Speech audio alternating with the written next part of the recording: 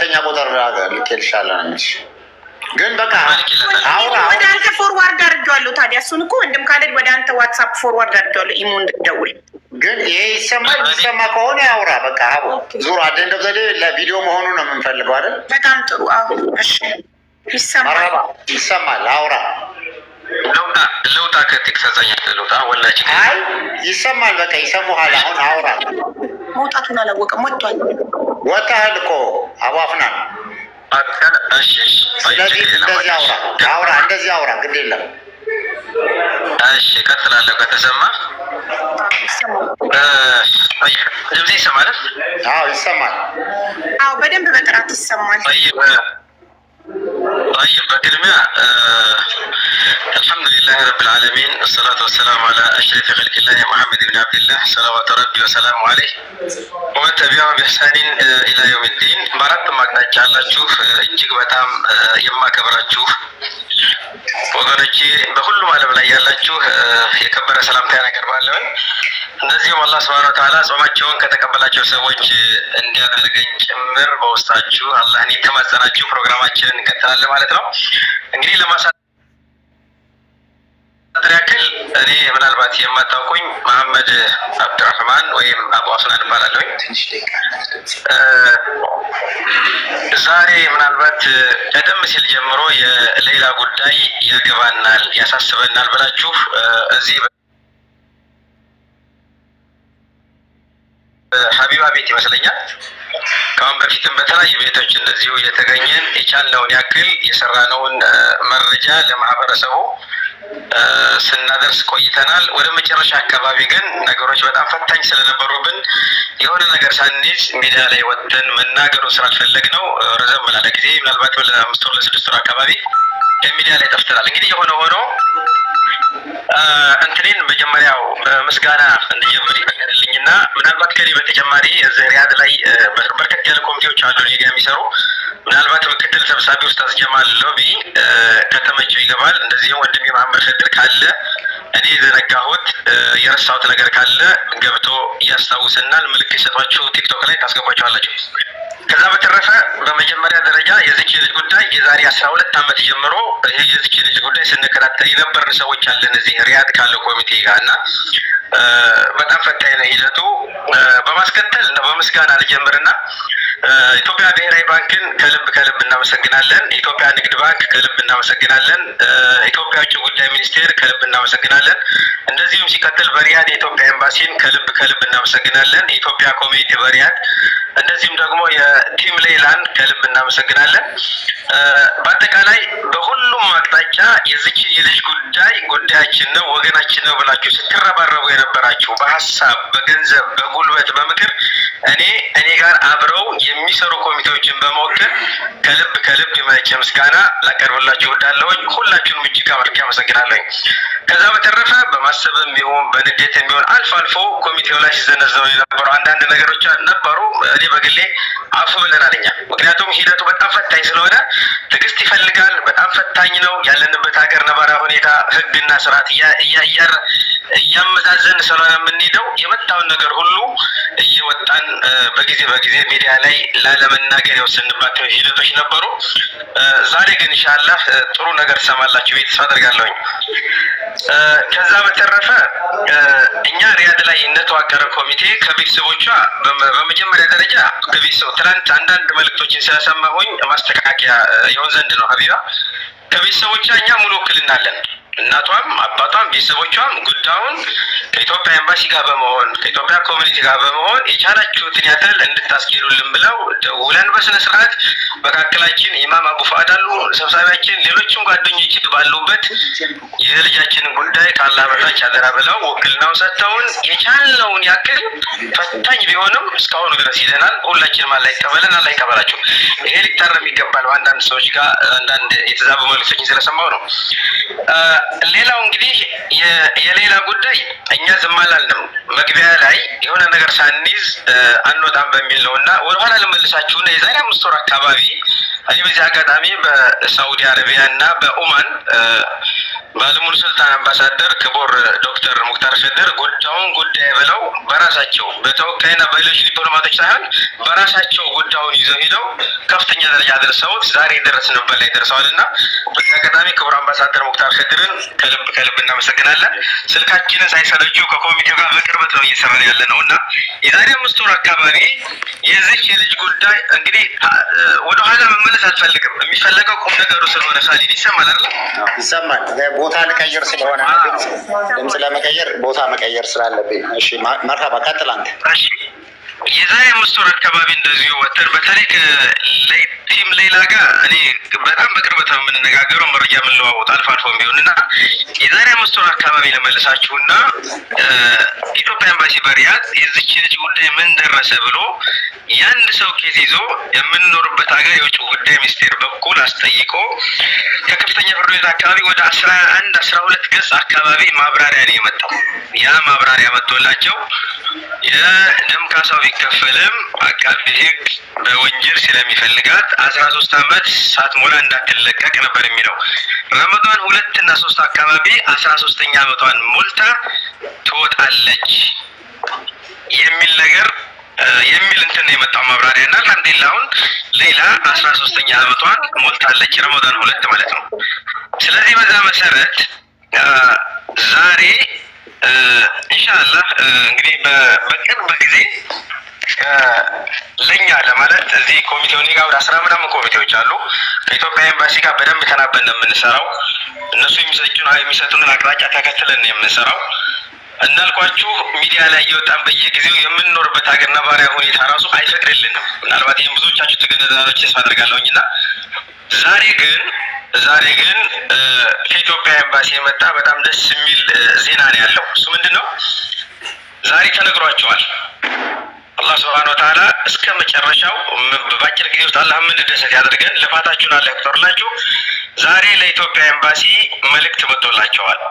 ሌይላ ከኢድ በኋላ ትፈታለች የሚል መልእክት መጥቶላቸዋል። አላሁ አክበር። ይሄንን የሚፈርመው አካል ግን ከሳውዲ ውጭ ስለሆነ ከፍተኛው ባለስልጣን ነው፣ እሱ የለም። ከዛ ውጭ ግን ያለችበት እስር ቤት የሚጠብቁት ትዕዛዝ ብቻ ነው። ያ ማለት አሁን ኤር ነው፣ ሁሉም ቢሮዎች ዝግ ናቸው። ወደኋላ ተመልሶ ብዙ ማውራቱ አግባብ ስላለው ነው። በርካታ ነገሮች ማውራት ፈልግ ነበር፣ ግን ቁም ነገሩ ይሄ ስለሆነ ዛሬ ኢትዮጵያ ኤምባሲዎች ለኛ ደውለው ሌይላ ከኢድ በኋላ ትፈታለች የሚል መልእክት መጥቶላቸዋል። ፈራሚው አካል ግን የለም፣ አሁን ከሳውዲ ውጭ ነው ያለው። እሱ እንደመጣ ለለችበት እስር ቤት ትዕዛዝ ይተላለፋል። ምናልባትም ከኢድ በኋላ እንግዲህ 13 ዓመት ታግሰናል። ቀጣዮቹን ቀናቶች መታገስ ይህን ያክል የሚከብድ ስላልሆነ የአላህ ሱብሓነሁ ወተዓላ እንኳን ለዚህ ቀን አበቃን የሚለውና በዚህ መሰረት ለማንኛውም አካል ገብተህ ይህን መልእክት አስተላልፍ ተብዬ ስለተነገርኩኝ ነው ዛሬ የመጣሁትና ሁላችሁንም እንኳን ደስ ያላችሁ። ይሄ ዛሬው መልእክት ሙሉ ሆኖ ሌይላ ከቤተሰቦቿ ከጓደኞቿ እንደዚሁም ደግሞ በአራቱም አቅጣጫ በገንዘብም በሁሉም ነገር ከጎና የነበራቸው ሰዎች ምናልባትም በአካል ወጣ ሽክርን የምትልበት ቀን ቅርብ ነው የሚል እምነት አለኝ በራሴና በዚህ አጋጣሚ ነው ከይቅርታ ጋር የኢትዮጵያ ኤምባሲ የሄደበትን ሂደት ከልብ በእኔና አብረውኝ ባሉት የኮሚቴ አባላቶች ስም ከልብ ላመሰግን እወዳለሁኝ። ሌይላ ከኢድ በኋላ እንደምትወጣ ተናገሩ ተብለን የመጣሁት እንግዲህ ቀናቶች ናቸው የቀሩት።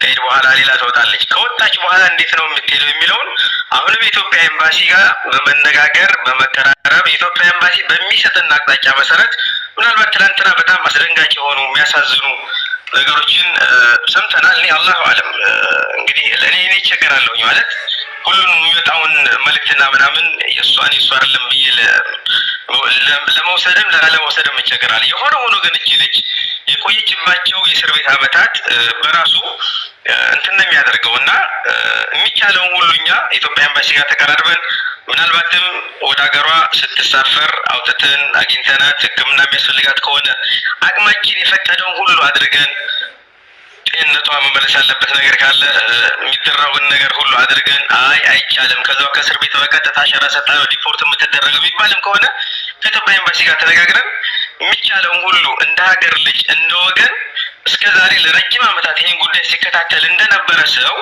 ልጅቱን በተሻለ ሁኔታ የሀገሯን አየርና የሀገሯን መሬት የምትረግጥበትን ሁኔታ ለማመቻቸት እኛ ኢንሻአላህ ዝግጁ ነን። ያ ግን የምንኖርበትን ሀገር ህግና ደንብ ስርዓት ተከትለን ነው። እኛ ልጅቱን አውጥተን የሚፈልገውን ነገር ሁሉ አድርገን ብንልካት እኛ ደስተኞች ነን። ግን ደግሞ ሰው ሀገር ነው ያለ ነው፣ ህግና ስርዓት ያለበት ሀገር ላይ ያለ ነው። ምንም እች ልጅ ወገናችን ብትሆን የሰው ህይወት አጥፍታለች ተብሎ ስለሆነ የገባችው እንዳልኳችሁ ያው ህግና ደግሞ ስርዓትን ተከትለን ኢትዮጵያ ኤምባሲ የሚሰጥና አቅጣጫ ተከትለን ልጅቱን አይተንም ይሁን አሳክመንም ይሁን ማድረግ ያለብንን ነገር አድርገን ወደ ሀገሯ ለመሸኘት እኛ የሚያግደን ነገር የለም። እስከዛሬም ድረስ በርካታ ነገሮችን ከጀርባችን ተሸክመን መጥተናል። ዛሬ የመጨረሻው ረድፍ ላይ ደረስን ይመስለኛል። ከዚህ በላይ ያው ብዙ አላስረዝምባቸውም። ኢንሻአላህ ያለው ነገር ይሄ ነው። ዱአ አድርጎ ምናልባትም ከዚህ በኋላ ብዙዎች አንደውለን እንኳን ደስ አላችሁ ከማለት ውጪ በዚህ በልጅ ጉዳይ እንዲሆናል የማንልበት የመጨረሻው መልእክት ነው ብዬ ነው የምወስደው በግሌ። አላህ የተሳካ ያድርገው፣ መልእክቱን እውነት ያድርገውና ተፈጻሚ እንዲሆን የሁላችሁም ዱአ ይፈልጋል።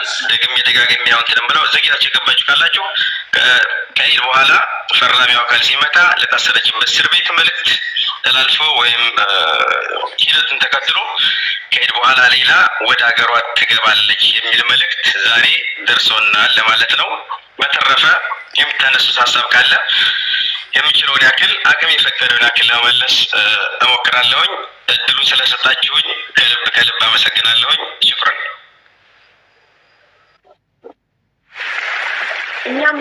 እኛም በጣም እናመሰግናለን አባፍናን መተህ ስለመለስክልን በጣም ነው የምናመሰግነው። ለነገርከን መልካም ዜና እጅግ በጣም ተደስተናል። በጣም ነው የምናመሰግነው እና መልእክቱ የመጣላችሁ በኢሜይል ነው በምንድን ነው የደረሳችሁ መልእክት? እና ካልተፈታች እስከ ረመዳን ከኢድ በኋላ እንዴት ነው ማድረግ የምንችለው? ለሁለተኛ ጊዜ ድጋሚ ማንን ነው የምንጠይቅ የምንችለው? ምንድነው ማድረግ የምንችለው የሚለውን ብታስረዳን። ሶስተኛው ደግሞ ለመጨረሻ ጊዜ ቪዚት የተደረገችው መቼ ነው የሚለውን ነገር ወኪሉ ሄዶ ቪዚት ያደረጋት እስር ቤት መቼ ነው ለመጨረሻ ጊዜ? አመሰግናለሁ።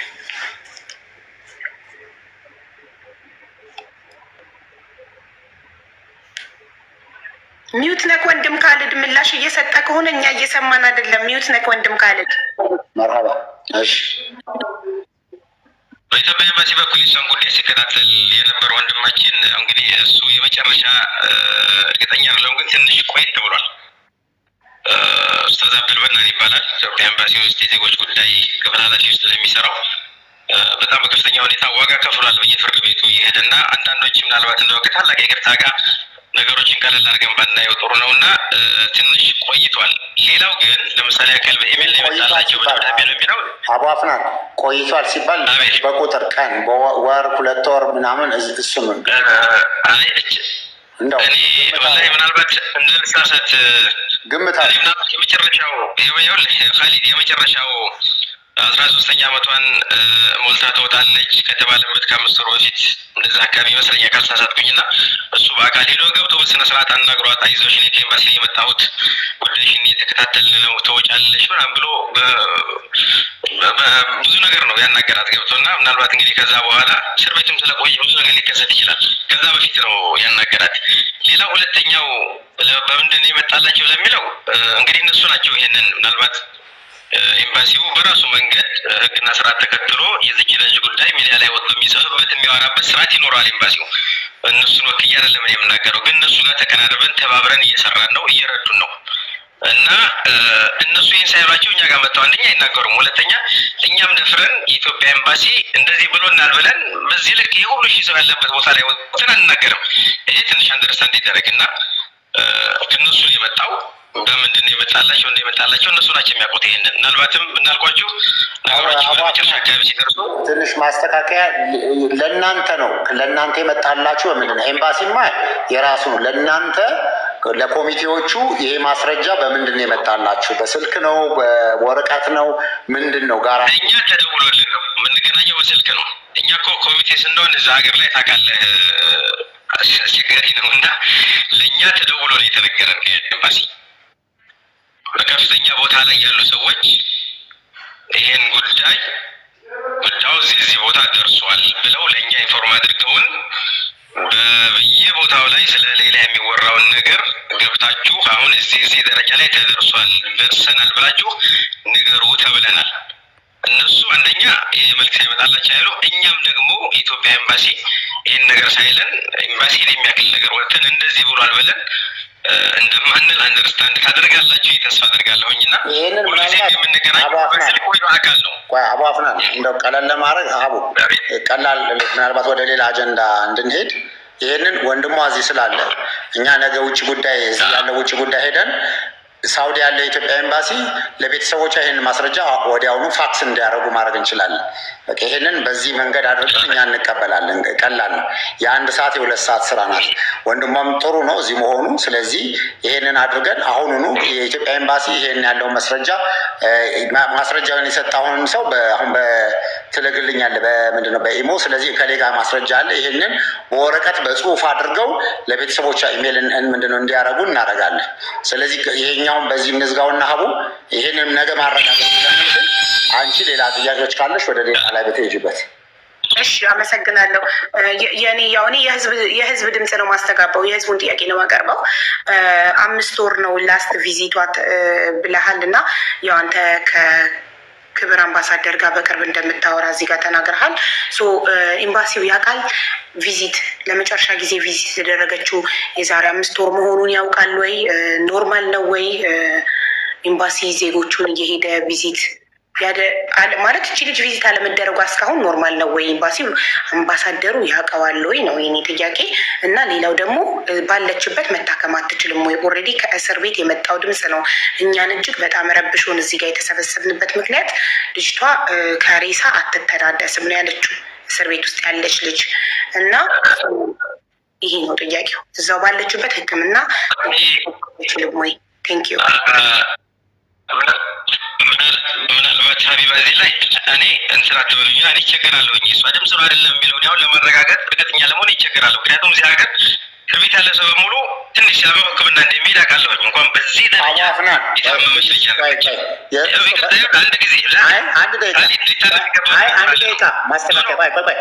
አንድ ደቂቃ እሷ አንድ ደቂቃ ትንሽ የሀቢባን እንትን ላረምልህ። እሷ ናት እኮ እሷ እኮ አይደለችም። እዛ ያሉ ታሳሪዎች ናቸው እንጂ የእሷ ድምፅ አይደለም። እሷ አይደለችም። ነገርከው። ምክንያቱም እኔ ረጅም ዓመት ኖር ያለሁኝ እዛ ሀገር፣ ሌሎች አብረውኝ በኮሚቴ ስር ያሉ ጓደኞችም ረጅም ዓመት ኖረዋል። በርካታ ፕሮሰስ የሚያውቁ ናቸው ከኔ በላይ እና እኔ በዚህ ልክ አሁን ትናንትና በተነገረው ልክ እስከምትሆን ድረስ ሕክምና አታገኝም ለማለት አልደፍርም። እውነቱ ነው የምነግራቸው፣ አልደፍርም። እኔ ሀቢባዬ ከይቅርታ ጋር ምክንያቱም እስር ቤት ያለ ሰው ባይታመም አይሆንልሽ ሀቢባ አንድ ጊዜ ተደባል ሄዶ ማንም ትታከማለች። አሎ ይሰማል? ይሰማል። አይወለ እዚህ ሀገር እስር ቤት ማንም ሰው ትንሽም ሲታመም ያየናቸው እኮ በጸጥታ ኃይል መኪና ተወስደው በስነ ስርዓት ሕክምናቸውን ተከታትለው የሚመለሱበት ሀገር ነው። ስለዚህ በዚያ ልክ ሆናለች ወይ? አላሁ አለም። ያንን ደግሞ ከአሁን በፊት ስሙን እኮ ራሱ እየነገርኳቸው ነው ወንድሜ ኡስታዝ አብዱልመና እስር ቤት ድረስ ገብቶ ምናልባት ከ5 ወር በፊት ይመስለኛል። ከዛ በፊትም እንትን አድርጎ ሊሆን ይችላል። እኔ መረጃው ስለሌለኝ ነው። ነገር ግን እያልኩኝ ያለሁት እስር ቤት ያለ ሰው እንኳን የታመመ ሰው አይደለም 13 ዓመት ሲወጣ ምንም የጤና እክል የለው ለማለት ስለሚያስቸግር የሚቻል እሷን አግኝተን ጤንነቷ ተመልሶ የምትመለስበት አጋጣሚ ከተገኘ ወደኋላ እንልም ለማለት ያክል ነው እንጂ እዛ አሁን ሕክምና ታገኛለች አታገኝም የሚለውን እንትን ለማለት አይደለም። ሀዲስ ካልሆነ ደግሞ ሕግና ስርዓት ጠብቀን ኢትዮጵያ ኤምባሲ በሚሰጠን አቅጣጫ መሰረት ሀገሮች ልጅ የምትገባበትን መንገድ እናመቻቻለን። ይሄ የዜግነት በቃ የወሰድነው ኃላፊነት ነው። ይሄ ግልጽ ነው።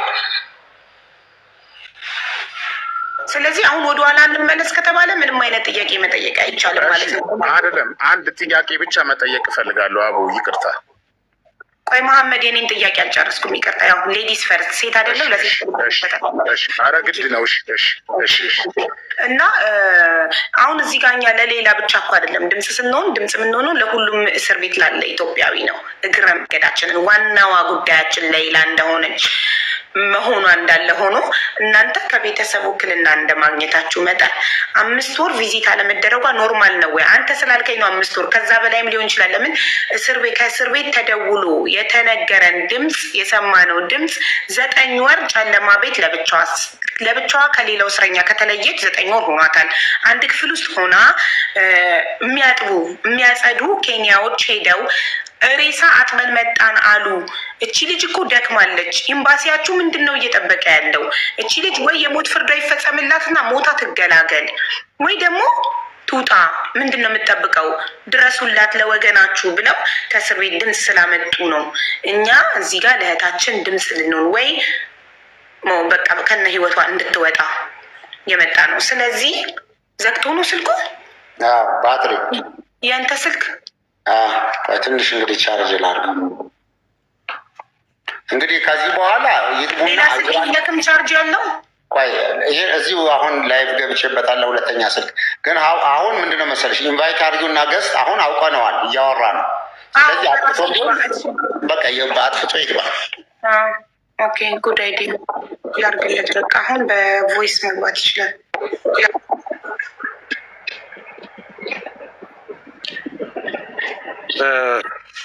ሀቡ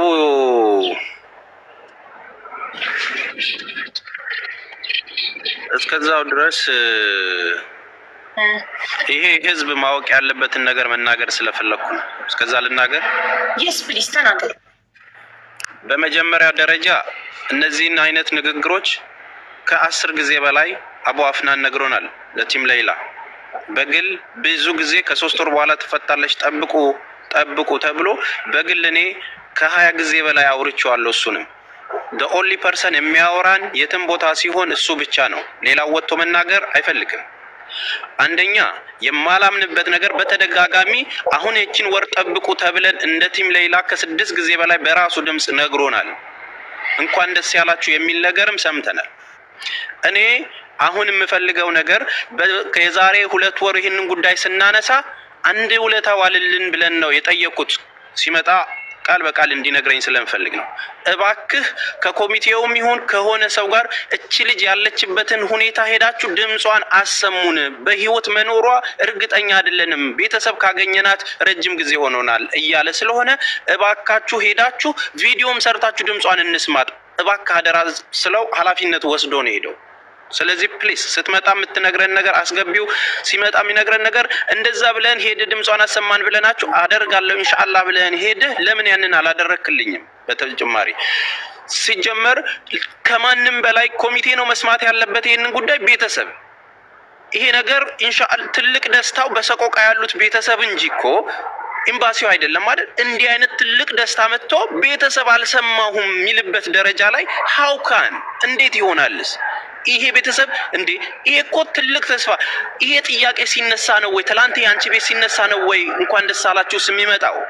ዋይ እኔ በውስጥ ስንት ጊዜ አልጠየቅኳችሁም ወይ? ኮሚቴውን አንተን አልጠየቅኩም ወይ? ስንት ጊዜ አልደወልኩም ወይ? እባካችሁ መረጃ ብዬ ለኮሚቴው ኃላፊ ስንት ድምጽ ለአቶ ጀማል አላኩም ወይ? ይሄኛው ተወከለ ለተባለ ስልኩ አልመለሰኝም ወይ? ይምጣና አይሻልም? መኖሩ ይሻላል። አለበዛ ምንም ዋናው እሱ ስለሆነ መመለስ ያለበት ይምጣ ይግባ። አሁን አሪፍ ጥያቄ ነው ያነሳህለትና ኖሮ ሞር ይሻላል። ምክንያቱም አለበዛ ምላሽ ከሌለው ከንቱ ነው የሚሆነው እና እንዲገባ አድርጊው። ሀቡ እኮ እየጠበቅን ነው። እኔ ኮመንቱ ላይ ያፈጠጥኩት እኮ የእሱን ኮመንት እየፈለግኩ ነው። ለምን አዲስ አካውንት ስለሆነ የከፈተው ለዚህ ጉዳይ ምላሽ ለመስጠት ነው። ቲክቶክ በመጀመሪያውም ቢሆን ይግባ